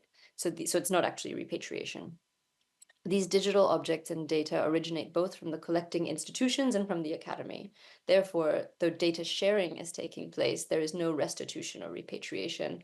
And they conclude with a very clear and strident statement. The idea of virtual repatriation grew out of the goal of accommodating the needs of stakeholder communities without actually having to give the thing back. So this is what I would say is very much the case for in the 2 case studies that I highlighted just now, the digital repatriation is inadequate. It's not repatriation, and it's actually inadequate to deliver access to the global south, considering some of the, I guess, political and also environmental challenges, arguably, that digital storage and digitization create for institutions. The other thing, Noor, just a quick note. I want to make sure there's time for question and answer. So maybe great. Maybe take one more minute. That was basically. Okay, sure. That was basically the main point that I wanted to raise, is just this about digital repatriation and the way that it maps on to colonial archives. And the other thing I would just say is that questioning this kind of digitization as a panacea for giving access to colonial archives is taking into account the environmental impact, both of digital storage as well as of fending off cyber attacks. So, here you have an article about this specific cyber attack, and it says to run the servers that are either building the malware or defending against such attacks requires enormous carbon emissions. In 2020, an American cybersecurity firm managed to decrypt the malware that had locked a technology manufacturer out from their data in a few hours using nearly 100 cloud computer servers. The cloud reportedly has now a greater carbon footprint than the airline industry. So I just wanted to raise these last questions so that, as kind of a provocation to the audience to think through digitization and the digital as a kind of unproblematic way of repatriating or giving access to collections. So that's it from me. Thank you. Thunderous applause. I don't know if you can hear us well. So I want to thank the panelists truly for both your presentations and just the staggering amount of thoughtful labor that your careers represent, that you carefully narrated for us and found ways to visualize. It was interesting to see the slides of sort of hands engaged in the work of sorting and how to convey that labor in a way that might secure resources. I'm cognizant we only have, 15 minutes? So I'll just quickly say, the themes were amazing. We were invited to think about what it would mean to refuse urgency as a guide by Rana. Brad's presentation helped us to think about the ideal and the reality, and I was struck by the sort of shots of open shelves awaiting collections, even when there are also already collections in those presentations. Daniel, you brought up all kinds of elements. I was interested in the idea of lending material out of a library. And one of the shared terrains that we are in here is many persons presenting were talking about libraries were very present for us. Even for the Arab Image Foundation, you mentioned you're near a public library. So we're in a space of access that involves lending. And yet it's another thing to lend to an art exhibition, for instance. Suddenly there's insurance and sort of conditions of presentation that's maybe de-wild the actual object or the library, even as access is rewilded. So that was an interesting dynamic. And of course, everybody's grappling with the costs, not only of the labor of organizing, but as Noor drove home at the end, some idea of defense of these assets within a library. So no questions there. I just wanted to quickly draw out themes because I'm sure that there are questions from the audience. But if there aren't, I'll press.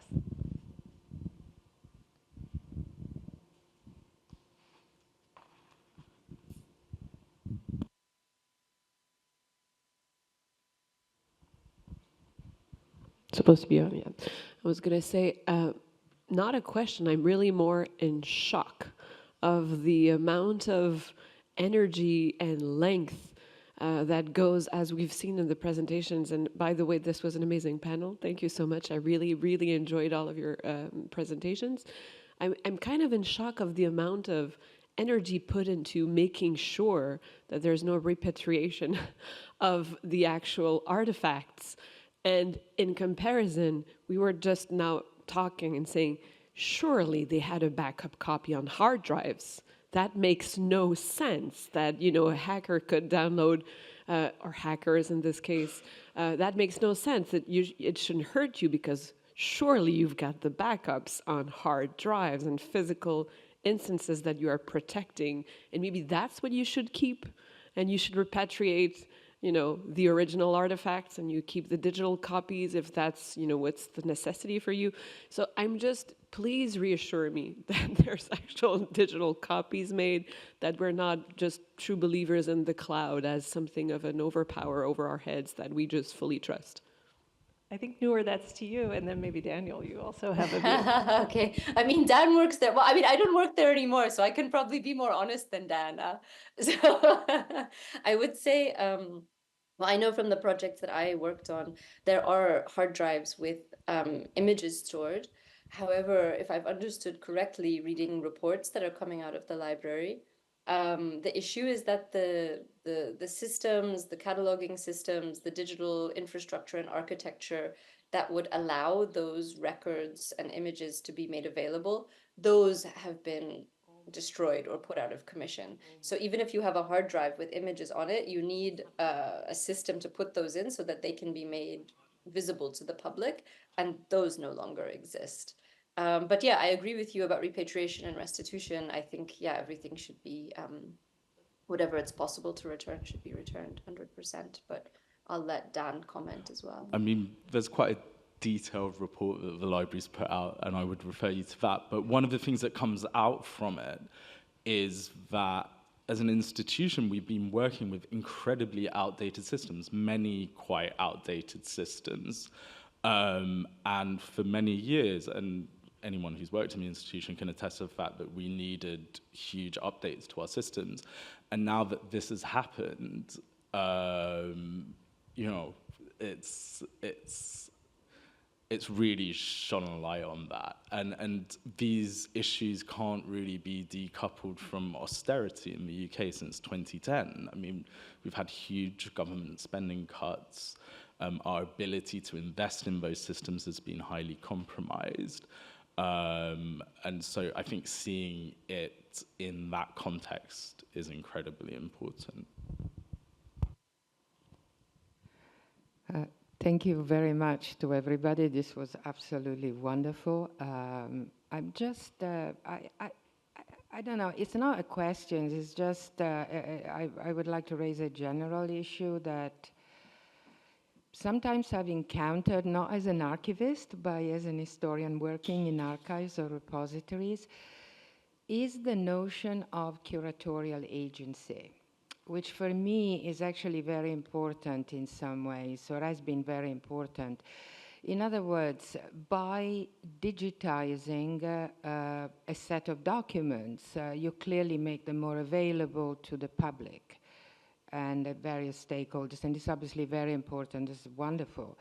But at the same time, you are decoupling them from the broader corpus of the repository.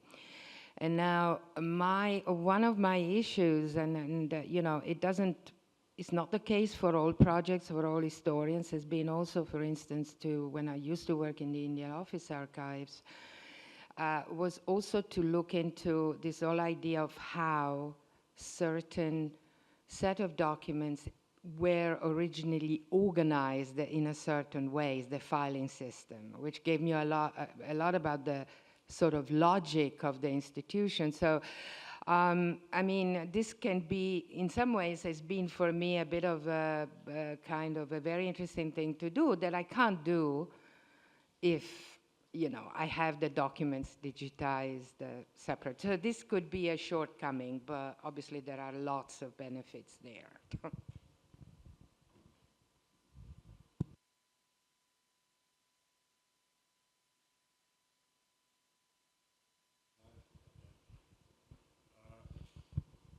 I guess I'm struck by the quandary you're in between the paper of the 20th century and the digitization of the 21st. And I guess because of my age, I remember as an undergraduate being at a table with Edward Said at the University of Texas Humanities Center going through a box of T.E. Lawrence's letters while he's writing Orientalism.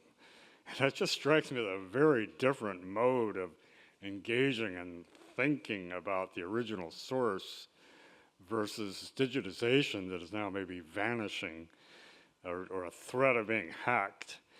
And I thought also, Dan, your example of Kemal Balata's drawings are of interest to us because a lot of us here knew Kemal. And it struck me right away, the style of drawing he did, and that book is so rare, I guess. The style of drawing is very much like Hassan Fathi's illustrations of the original novel of Al-Ard by Abdurrahman al-Sharkawi before he became the Salafist. And originally that novel, which had his illustrations, it had that kind of characterization you showed. That novel was originally published in either daily or weekly serialization as a newspaper. And I think those have been lost. And I have no idea how to get at those. There may be one or two libraries that have it worldwide, I'm not sure. And so then it got published, the first edition only has those illustrations. All the subsequent illustrations are missing those illustrations.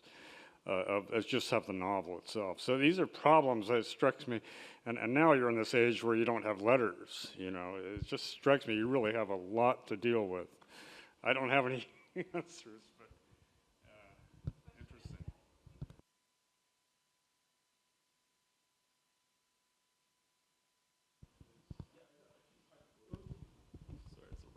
Hello. Yeah, picking up on the leader's point, but also the point that you were making. I mean, sort of with the digitization and kind of sort of like free text searching, you kind of zoom straight into a document, and it has a habit of dematerializing the archive. You don't sit there. It kind of takes away a lot of serendipity as well, and the kind of point that the leader was making about the hierarchy of the archive, you know, the organization, that in the case of the India Office Records, completely relates to the organization of political control, particularly in the Gulf, based around agencies in Bushehr, Bahrain. Yeah, you wouldn't understand that if you were only using that archive digitally. And I think in terms of like something that actually came to mind from Lowe's presentation during the kind of, you know, the issues between Qatar, the UAE, Saudi Arabia, a lot of scholars were actually downloading that material, specifically because it's a project sort of done in collaboration with the Qatar Foundation. They were thinking, okay, could this go offline? So even though these things are digitized, as Noor made this point, they're also just ephemeral, you know, they're open to the whims of being just shut down politically, or in the case of a cyber attack, you know, taken offline, you know, for those reasons. I'll just jump. Yeah, I'll just jump in and say too, Daniel's observation is what struck me when I first began looking at the Qatar Digital Library, or the similar project here in Abu Dhabi, the Arabian Gulf Digital Archive, which relies on material from the British National Archives. And I think like in the QDL, they do a good job of citing where it came from in the British Library and the India Office records. But my thought is, I'd like to be looking at the whole fond, the whole record group, and deciding what I want to use, not just which cherry-picked documents are presented for me to look at through these digital portals. So I think that's very much a consideration. I would say working in the reading room upstairs, for instance, how many times I've had conversations with scholars who have come on site, started to use a collection, we begin to talk, and then an idea pops into mind about, oh, we have something else that hasn't been processed yet, or a book I haven't cataloged yet, et cetera, would you like to see it? And that opens up other doors of serendipity that I think the digital realm was difficult to replace. And there was one other related point, but I can't remember what it was, so I might have to come back to it later, other than Patrick's comment about paper versus digital. I think our test lab within our repository is dealing with the records of NYU Abu Dhabi, our institutional archive that I didn't talk about, which are largely born digital. We were creating work digitally in 2010 and ever since. So I think that's going to be a test case. And already I've seen gaps in the record because there wasn't a unified record-keeping system, or not everybody was using Google Suite until 2013 on this campus. So if somebody had some funky utility they were using for their job and they moved on to a different job before 2013, guess what? We might not have those records. And I mean, there are a whole host of concerns another session would have to deal with as far as that goes. But I kind of find myself grappling with that divide between the digital and the analog every day in different aspects. And also with digitization, pragmatically, we have to be selective. We have a small staff on our site. We can only digitize what's in most demand or what's being requested, like material from Salwa's collection, for example. And that means other things we just won't get to anytime in the near future. And even some collections, I have to admit, after archival appraisal, to determine whether something does have archival merit, informational and evidential value, not all materials created equally. And there you get back in an elitist question about curatorial agency. When do we decide to say this is important to digitize and this, maybe not so much, somebody can look at it on site if that rare person requests that file or that material? And how do we be strategic about what we digitize? An institution like this is never going to be able to do it all. I'm sorry to say, it just won't, without a massive influx of resources that we're not likely to get any more than the British government's likely to fund the British Library to its full extent that it really needs. So cognizant of time, maybe we can collect, I saw at least 3 hands. There was a gentleman back there, and Fabiola and Lara, and maybe you can pose them in a sequence and then give a response and conclude.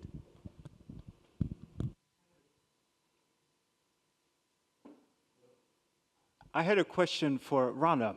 First, thank you for good news out of Beirut. It was really inspiring to hear the work you've done. And in terms of how you were describing how the foundation has evolved over these last few years, there's another kind of notion of evolving that I was curious to hear about, in line with Anneka's point yesterday about the differences between artists and historians, or artists and archivists working with archives. And you mentioned a couple times that it began with the work of 3 artists, one of at least whose work deals very much with the notion of the so-called archive. I'm curious to hear how the foundation has evolved since I understand they're kind of distancing from the foundation, and how its mission has changed since this development. Yeah.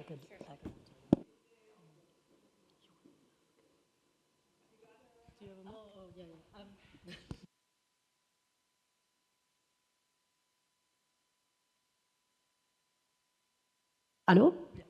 I got distracted because I'm a member of the Arab Image Foundation, so I was like, I should answer that. I've been seeing in the last, 27 years of the foundation evolving, so I was actually, I was there before we even had an office. So anyway, so I'm happy to help you answer this later, but I will not interfere. My question is to all of you in terms of access to the public. So I'm sorry if you did answer this in your talks, but I just wanted to kind of have a re-asking the question of access in terms of, from 2 points of view. So one would be, what would you ideally like to see happen with the archive? So from the notion of generative as a kind of creative production, reaching out. So what would you like to see happen with the archive that you feel is actually missing? And then also from the point of view of where I stand, which is from being an artist, always being in search and in kind of excitement when I see archives. And actually, we talked during the COVID about your archive. I would love to know what is actually being done for people to like artists who don't necessarily live in London, or where the digital access is maybe limited, as you've described it always is. What is the solution, and what is there that is being done to kind of try and reach out to some people and support these demands? Yes. Thanks so much for an amazing panel. I have a billion questions, and I'm like, I'm limiting myself to 2, if that's fine, and I'll try to be really quick. One is, it's for everyone as well, about the idea of access and whether it can include access not only to the content of the archives or the data, but thinking about metadata, schemas, processes for developing these digital asset management systems, processes for decision-making around how to develop all the code.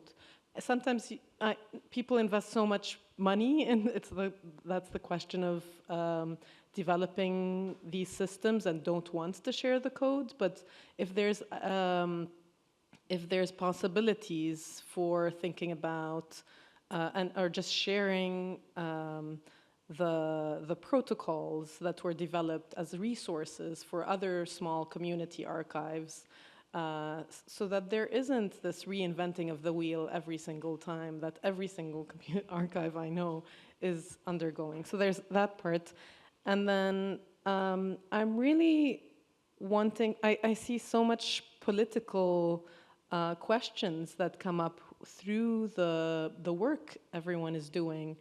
And I'm wondering if it is a labor question around this division between archival, historical, artistic interventions that Lara was just asking.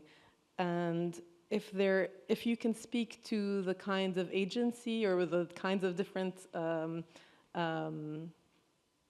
if there are ways you can see as archivists and as directors, in the positions you have, what kinds of initiatives you can take if you have that wiggle room within those institutions, or what are the ways that you might be able to resist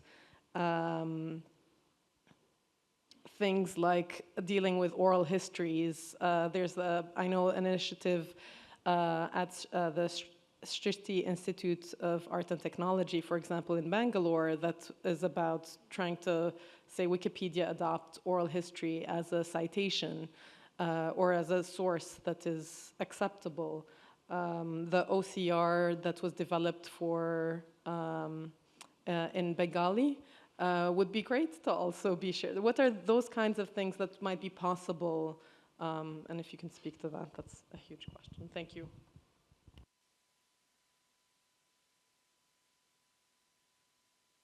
Okay. Or shall we? We're fretting about time. These were massive questions. Could each person place a little hold for future ideas, and then we discuss them en route to the next stop? Okay, so wait, should I address? Okay. I'll try to go through all the questions, but your question about sort of the artist's intervention when it comes to the collection, and I think it links to this whole idea of the curatorial intervention and how that plays in the hierarchy. And please feel free to intervene, and please add your input in this, because Lara has been around at the foundation much longer than I have. We have been doing like a survey of our own history and our own timelines recently. And that has been also looking into different reports and different grant applications. And at one point, we were really struck by how in one of the grants, they were introducing the foundation saying that we're doing this and this because of its artistic value. And how a lot of things like digitization were driven by these artistic projects or curatorial projects. That has evolved since then, and not just in response to urgency, but really just looking at the foundation holistically, whether it's in its outputs from publications and talks and screenings and all of that, but also about the people behind it and what they're working on. That's something that, I mean, like what I showed with our archive is just really excited to show the work that they're doing, but just in the labor that's involved and how everybody holistically has to be involved in the care of this. So that has become the priority of how we work and what projects that we're focusing on. And that is sort of what we owe to these different collection owners who have entrusted us with this, that it's not just going through the works and going through the process, but it's given that care and attention, and it's reflected in the various processes and reflected in whatever publications that we have, whatever activities that we might have in the project space in the future, or whatever books are collected in their library, that it all comes together, and it's not just a rigid tag team of this department gives this to this department, but really something that we all invest in full-heartedly, I guess, and we're all aware what we're doing and happy to do it, I guess.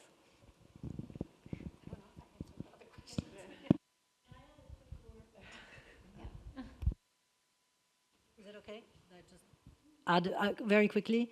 Thank you very much. It's great what you just said. I just want to give a bit of a very quick umbrella view over the last, more than 25 years now of the history of the foundation. I think what's important to look at is the foundation started with a group of people who were artists and filmmakers, and didn't know really that it was going to be that successful. So the practice of collecting was directly connected to the artistic practice of each of us. But very quickly, the foundation became the foundation, and also important to remind it, actually the foundation was probably one of the first institution established in the region when nobody else was doing anything the way we were. And so, in fact, we became much later in the history of the foundation what's the word? Educators in how to archive. So that's, I think, very important also. And super important to remember is in those days, the kinds of grants that existed and who they were given to and how they were distributed was also a whole other story than what we have today. And so, you know, you have to kind of work in relationship with the environment you're working with. So who has the money, where is it coming from, and who can, you know, and who can be supported and how. And so the kinds of established grants, fundings, and institutions that were willing to support Arab projects were completely different than the ones that exist today. And so in that whole also evolving environment, you also have the fact that the foundation becomes the foundation. And, you know, at some point we're not able to handle it anymore as a group of people who are each very busy with our individual lives, and also realizing that we want this institution, non-institution, to become an institution that is not going to operate like an institution in the middle of a war, explosion, and name it, and at the same time grow beyond our own lives. And so this is where the shift starts to happen, where we need to figure out a way that the institution lives without the people who founded it. And so it's been a very, very, very, very roller coaster ride, really complicated roller coaster ride, but very exciting too. And I want to say thank you for the new generation, two of them are here, Fabiola and you, for making this happen and for, you know, and for taking it on. So yeah, I hope this gives a bit of a view of the context. I'm just going to pick up on the final sort of question at the end, just because anyone who was in the room can ask me over coffee. And also pick up on the point of care that you mentioned. I think it's really important, and that's why I see it at the center of my role, not literally from a point of view of conservation, but like care for memory. And I think this kind of object that falls in the gray zone is these paper airplanes that were kind of written by Dia Batal that I mentioned. And she was a friend of mine, and it was that kind of care to preserve her memory and working with her friends to do that. And, you know, these, friendship, and that embodies a lot of the work that I do, and I feel often that's taken away from our work. Sometimes as librarians and archivists, we're somehow sort of not situated in those networks of friendship in our communities, at least in big public institutions such as my own. But yeah, again, it kind of goes back to how do you record that? You know, how do you diarize that? How does that live on with that object as well? And these are kind of questions that I kind of think about a lot. Anyway.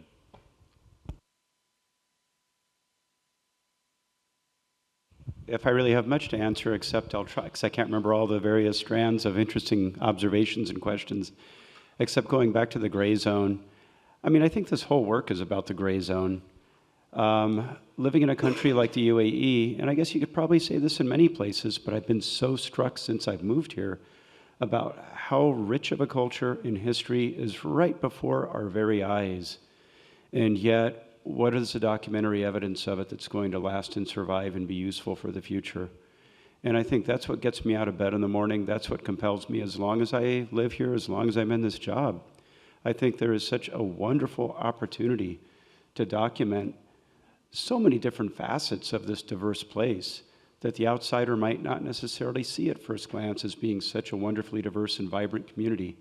If I could just limit the scope of my job to the municipality of Abu Dhabi and say, Brad, here's all the resources your department needs, and we're going to turn your department loose, that would keep this place busy for I don't know how many decades, and then some. And I'll say on a more micro level of gray material, I'm a big fan of ephemera. I used to work at a place at Stanford University that started its initial collecting with posters from the World War I era. And I think the way that plays out in my activities is every day when I come in from the parking garage, I pull material off the bulletin boards for the university archives. And I will for the Generative AE conference, because you have done such a good job of putting everybody's faces and publicity up. So as soon as I go home today, I'm pulling those down and taking them up to the university archive. So I love ephemera, if that could be considered what you thought of by gray materials. Love that. Watch out. Noor, if you're still with us, the last word goes to you. Yes, I'm still with you and listening to the very lively discussion. I guess just to respond, there was a question in the audience there about the availability of the metadata and the optical character recognition information. All of that was actually made available publicly and kind of placed online for any researchers to use and exploit, but I'm not sure whether it's still online given the cyber attack. And just to kind of respond a bit to Iman's comment in the questions online, I completely agree about the importance of material culture and the way that the Global South is not at all ephemeral, but often kind of framed as such.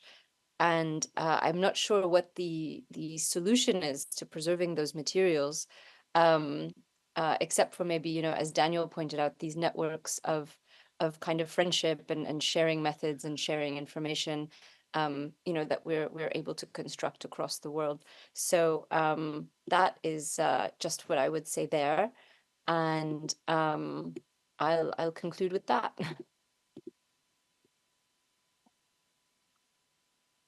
Yeah, we're done.